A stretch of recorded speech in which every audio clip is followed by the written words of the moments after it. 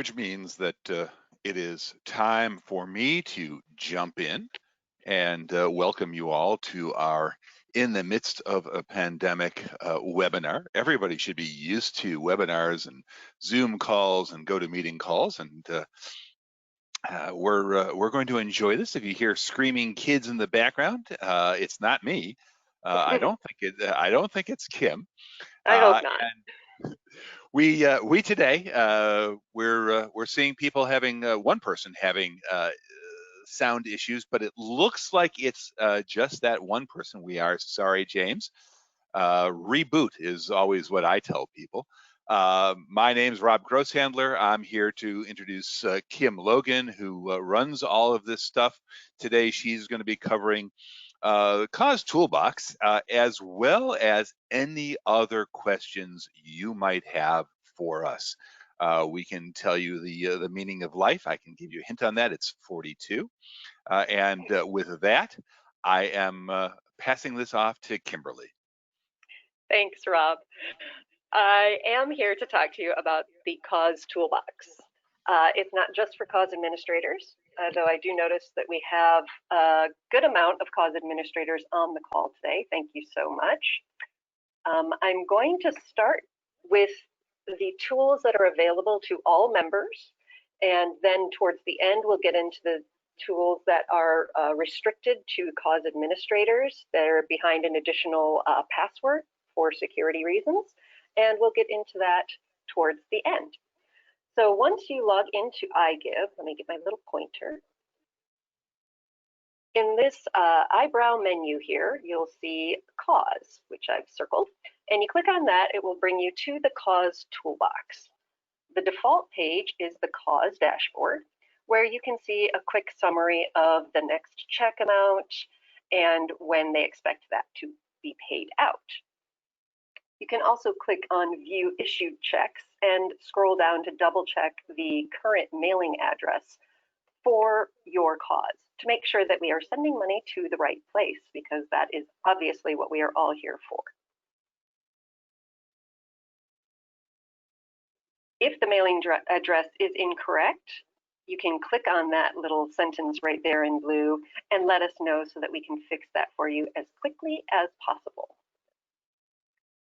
So when you click the drop down in the Cause Toolbox, these initial options are for promoting iGive, whether you are a cause administrator or simply a member.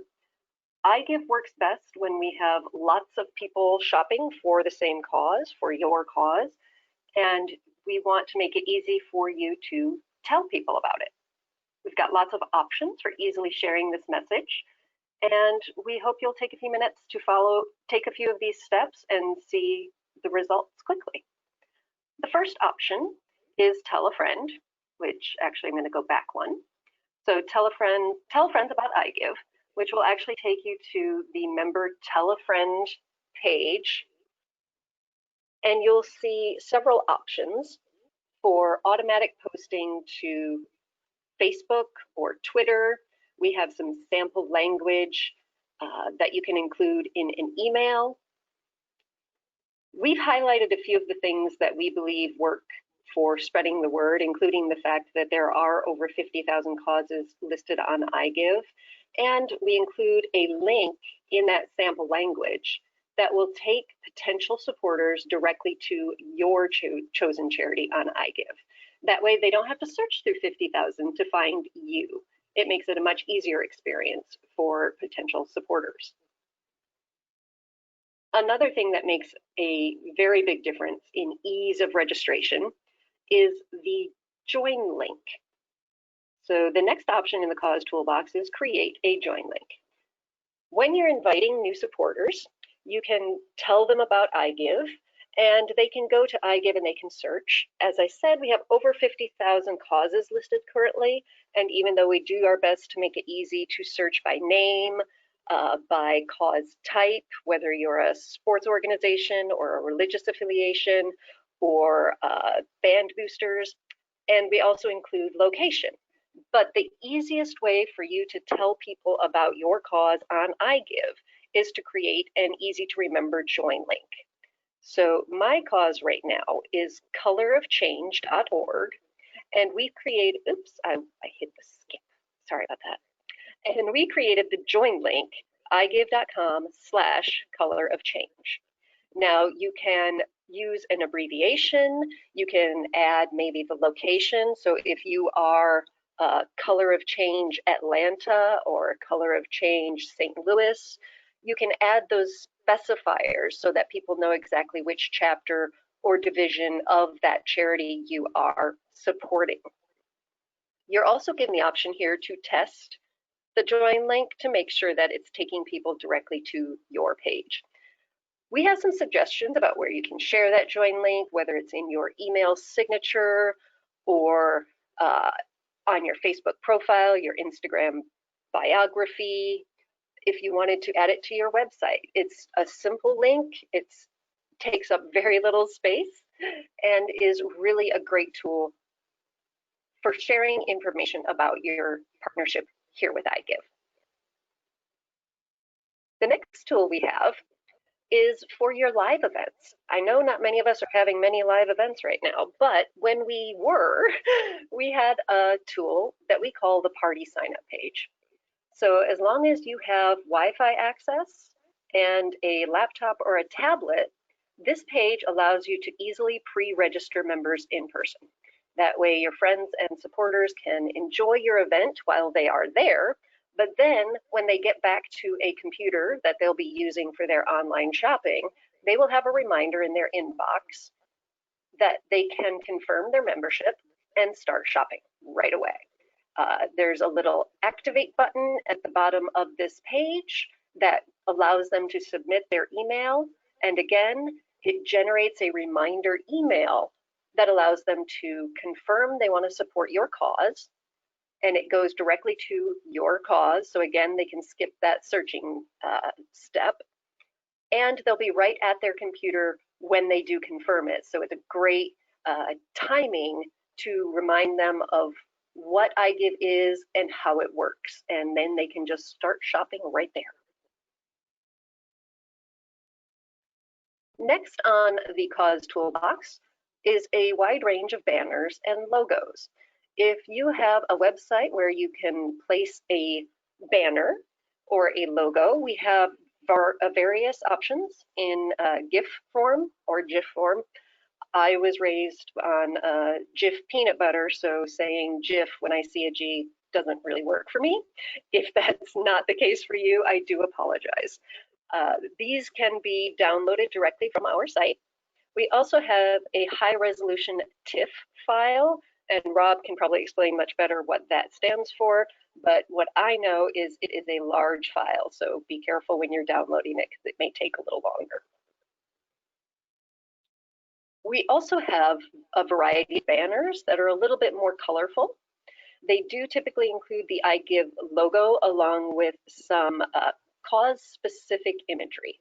We have these in a variety of sizes, including small squares. We have smaller rectangles, wider rectangles. This 234 by 60 is actually sort of the medium rectangle size, which fits really well as a header or a footer on your web page.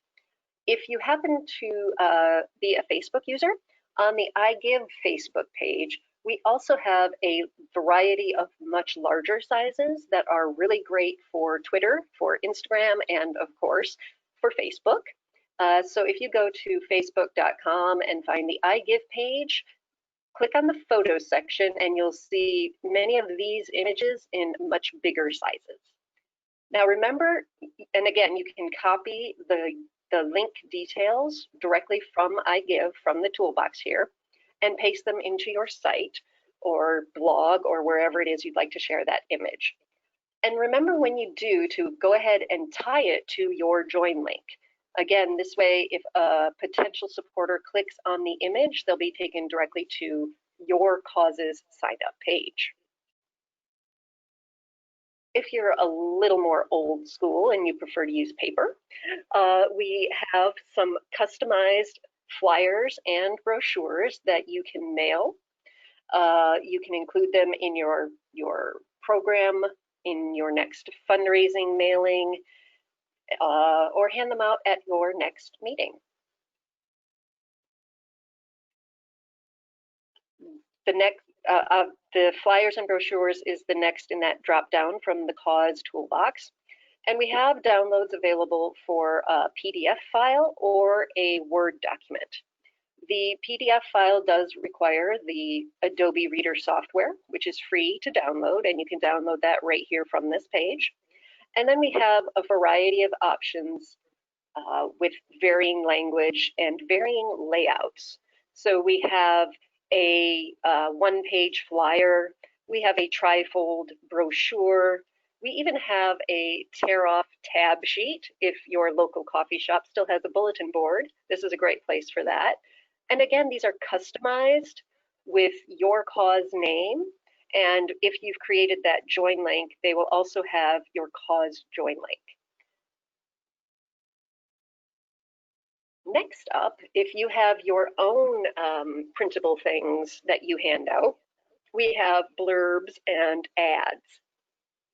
So what these are essentially are some pre-prepared language that we think will help you to spread the word about your cause.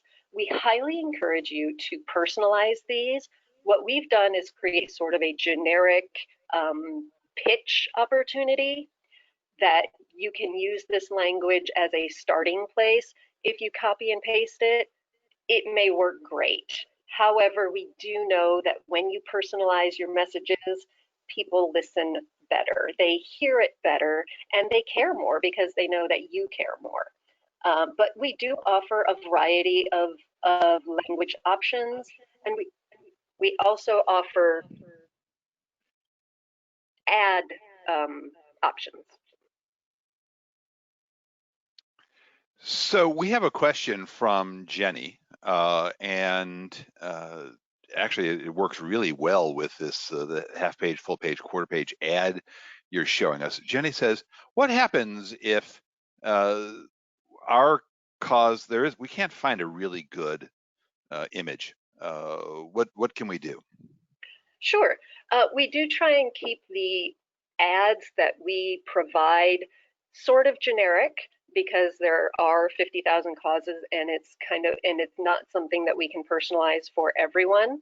But we also try to keep a shopping message whenever possible. And this banner option from the full page ad is actually a great one that you can use sort of for any cause. It's not specific to a cause type, but it is specific to shopping. There you go, Jenny. I hope that that helps. Thanks for your question. And then also on the ads page from that cause toolbox dropdown, we have this, I believe, is a sample of the half page ad. But there are full page, quarter page, and half page options. So those are from the cause toolbox options, everything that's available to an iGive member as an individual supporter who would like to help spread the word. Now, as you all know, people in charge, in this case, our cause administrators, always have a lot to do. So anything you can do as an individual member to rally support is going to be appreciated by them. And if you're not a cause administrator, we do hope you'll stick around for this part so that you can maybe connect with your cause administrator and tell them about these wonderful tools. Or if you have a lot of extra time that you're willing to donate to your cause, maybe take over for that person and take something off of their plate. Hey, Kim, how do we figure out who the cause administrator for my cause is? Let me see if I can go to the page that will best show that. Under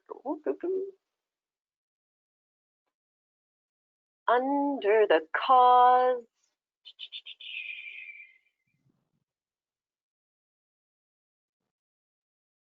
on the cause dashboard, so when you first click cause, I did not take a screenshot of it. Oh.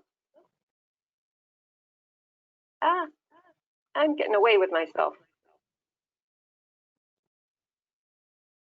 This is how everybody knows these are live. Yes, they do.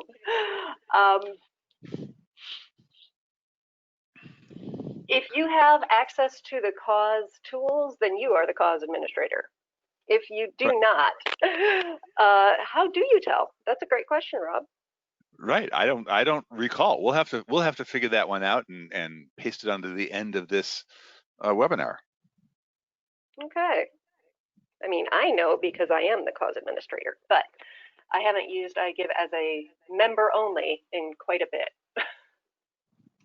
We will find out. Stay tuned for more information. So if you are the cause administrator, you will have received, when you became the cause administrator, an additional password and details for your cause ID. This extra step of logging in as the cause administrator is required to keep personal details and payment details behind an additional level of security. The first thing that we encourage you to do as a cause administrator is to link your Facebook page to iGive. And here,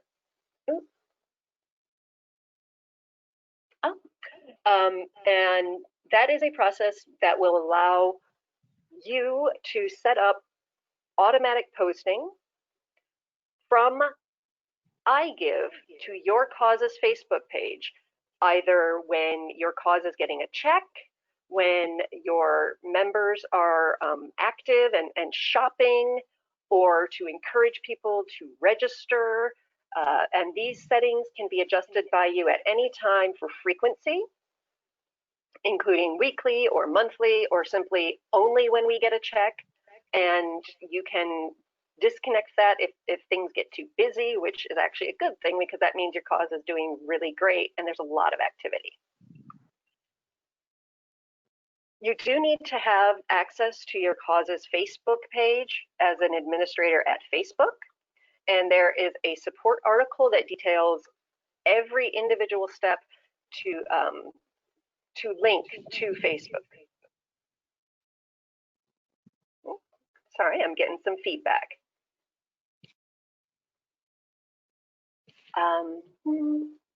We're not hearing it here. Okay, sorry. I'm hearing an echo of myself. You know, you're so important, you're worth listening to twice. Either that or I'm just talking way too loud to myself. We are not going to go into all of the individual steps for linking Facebook here on this webinar, but we will share a link to that support article. And if you have any questions or concerns during that process, definitely feel free to reach out to our support team for more personalized help. Again, it takes permission from the Facebook side and the iGive side to make that communication for auto posting possible. Same thing goes for Twitter.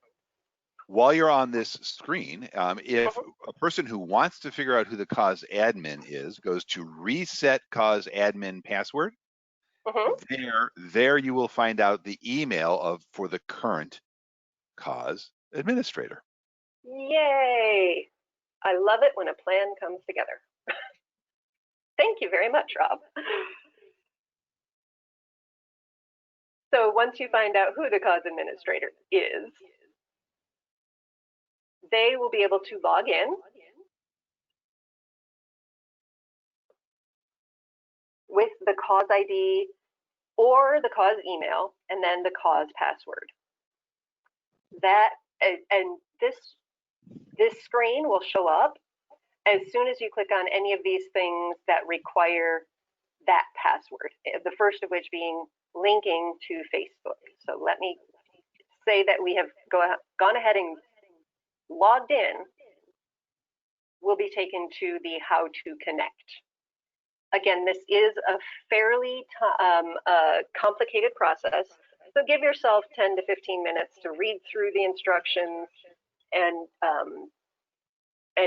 make that connection. But we do highly recommend this, as automatic posting can once again take a load off the person who is administering the cause It's a great way to spread the word.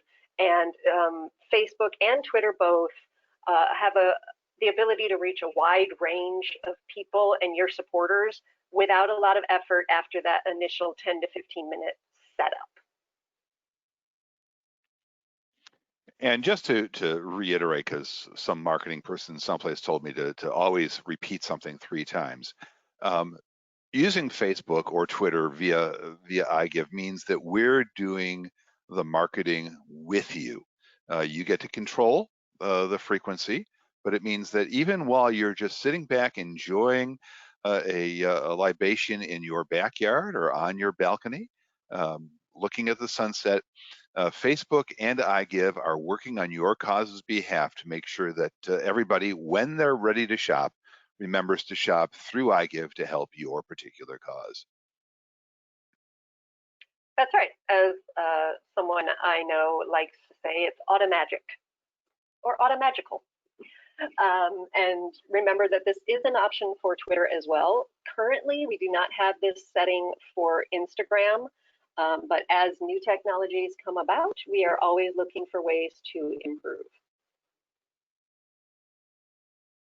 So the next options for the cause toolbox is editing your cause information. Again, this is behind that password protection. So you have to be the cause administrator to adjust any of these settings. But what you can do is change your contact email address, whether it's you changing your own email contact, or if someone else has decided to be the contact person, you can make that change here. You can find out your cause ID and password, reset your password if you need to. The cause address, again, this is important because it's where we send checks, so make sure that's accurate, or change it as quickly as you need to if something changes.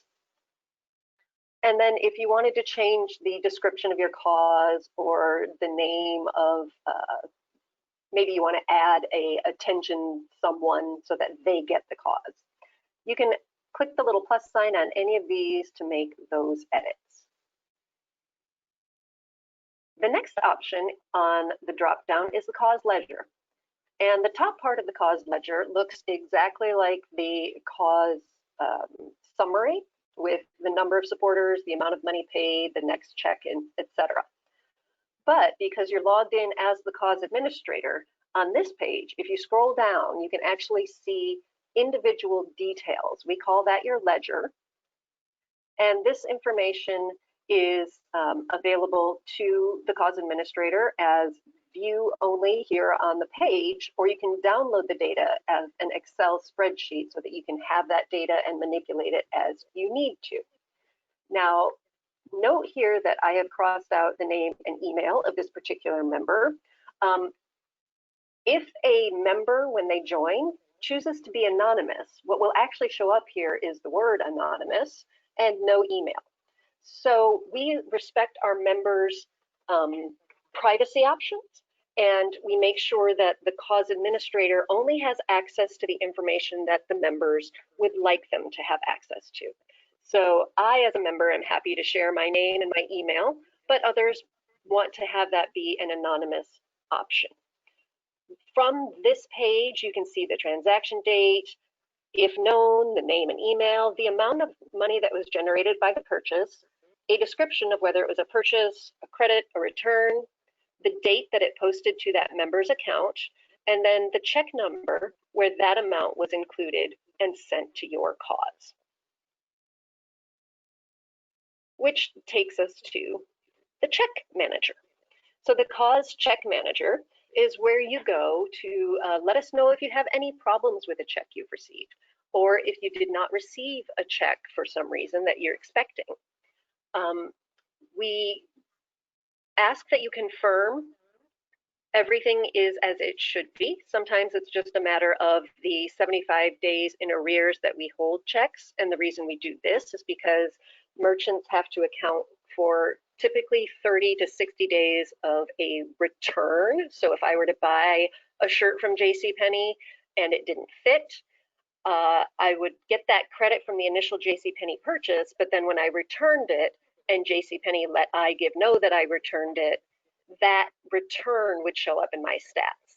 And because we at iGive need to allow for those things to happen, we hold the transaction from the original transaction date 75 days. And this table here will help you to understand exactly what that means in terms of when you should expect your check. So if you purchase something in January, the 75 days arrears will happen somewhere around mid-April, and you'll get your check that next month.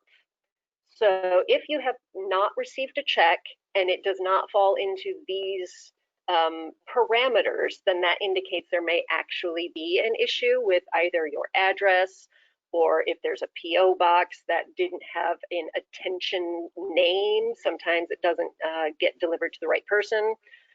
We've actually had cases where the check was delivered, but it sat on someone's desk while they were on vacation and then got covered by other papers and not found for several weeks.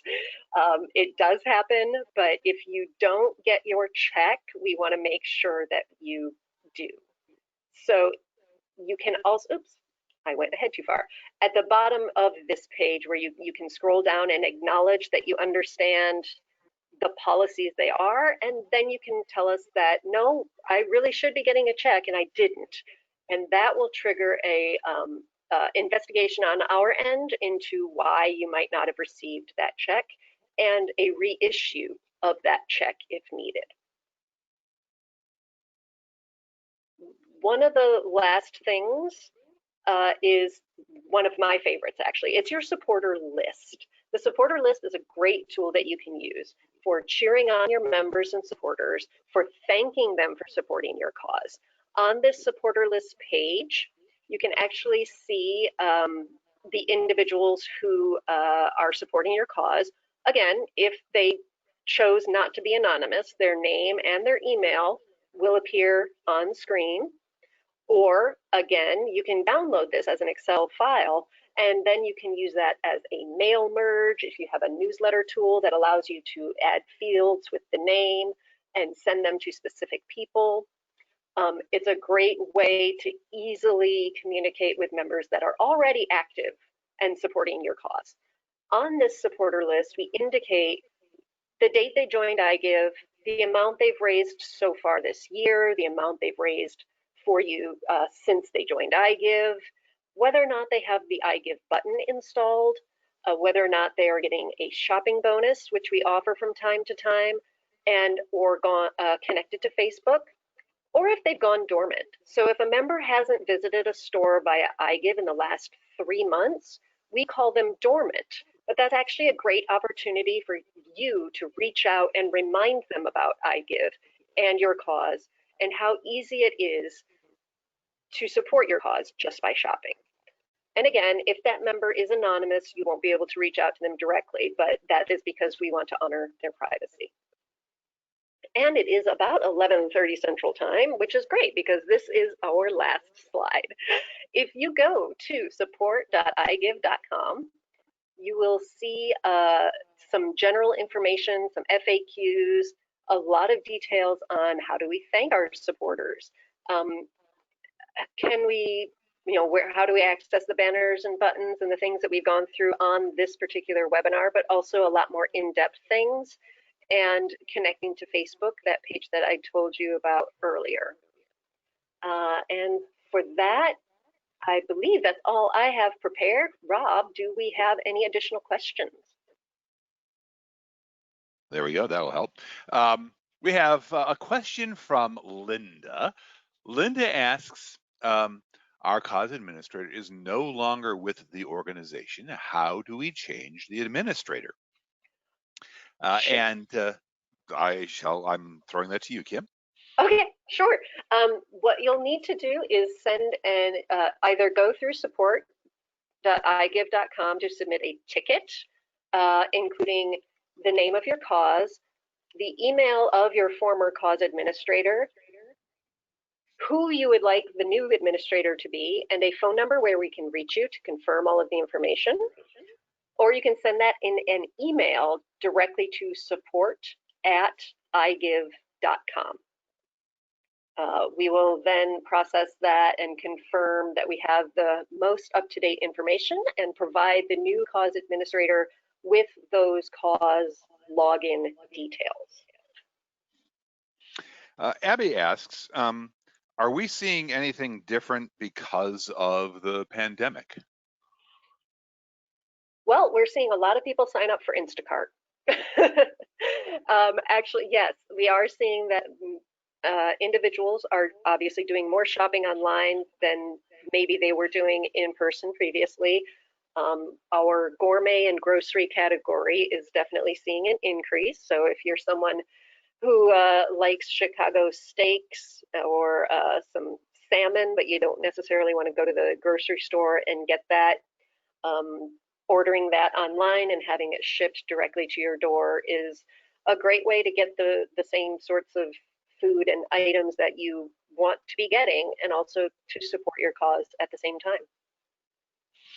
And we're expecting the typical preschool year buying to happen, because whether or not your kids are going to school at home or in a traditional school, they're still going to need paper and pencils and so forth. You may need more patience than you had previously, but your Do we kids are have a going to need. store that sells patience? Because I've been looking and I haven't found one. There you go. That's something we should add. There's got to Another be an app question. for that. There you go. Another question from George. George asks, how often should we put offers about iGive in front of our supporters? Great question. As Rob mentioned earlier, more frequently tends to be better. You don't want to be inauthentic, so you definitely want to be encouraging and and supportive without being pushy. And that's sort of a general rule of thumb in being a kind and generous person, which we know you all are because you're supporting wonderful causes through iGive. A rule of thumb in marketing is saying something 3 times before your audience will hear it or maybe will fully understand it. So we offer, again, with those automatic postings, we offer options of weekly or monthly or what we call action-based triggers, which would be when your cause is getting a check. So when you have something exciting you want to share, even if it's just that you bought your son or daughter's college textbooks through iGive, then sharing that can be just that gentle reminder to other people that, oh yeah, iGive is out there, it's easy to use, and it truly does benefit my cause. Very cool. Very cool. All right, let's look through any other questions that we need to answer here. No, I'm going to give folks a one more minute to type in any last questions they have. It is an interesting time. We're seeing a lot more folks inquiring about how they can help. We think that help generally for iGive causes is reduced. You know, people aren't going to religious ceremonies in person. It's so getting the word out electronically really matters in this time. And there isn't a charity or a cause out there that isn't feeling the stresses of this pandemic, whether they're really busy because they service a community that's affected, or they're simply not getting the kinds of donations they used to get.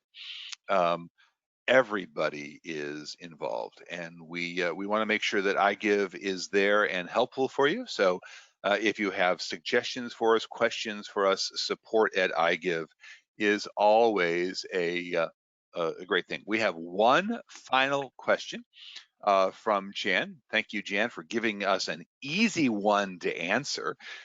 She asks or says, my iGive button has disappeared. How can I get it back? What you do is in your browser, you type in igive.com/button, and that will take you to the page where you can download the button. And if you use multiple browsers, if you use both Edge and Chrome and Firefox, you do that in each of them, and you will get a button that is specific to the browser that you use. Kim, do you have any final words this lovely day? Just a thank you for everyone for taking the time to join us today. Hopefully you have found it useful, informational, and maybe a little fun. Thanks, Thank you, everyone. everybody.